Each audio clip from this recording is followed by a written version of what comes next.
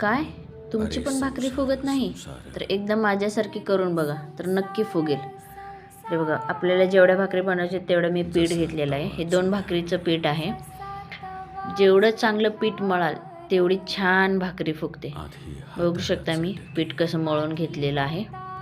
एकदम घस पीठ मळून घ्यायचं, म्हणजे भाकरी आपली फुगते चांगली. मी तर ज्वारीची भाकरी करते. तुमच्याकडे कशाची भाकरी खातात? ज्वारीची, बाजरीची किंवा कुठे कुठे मक्याची पण खातात. तुमच्याकडे कशाची खातात नक्की मला सांगा.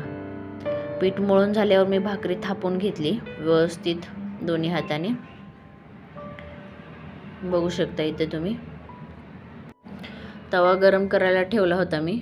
भाकरी थापून झाल्यावर त्याच्यावर व्यवस्थित टाकून घेतली, वरून पाणी लावलं, भाकरी पलटून घेतली.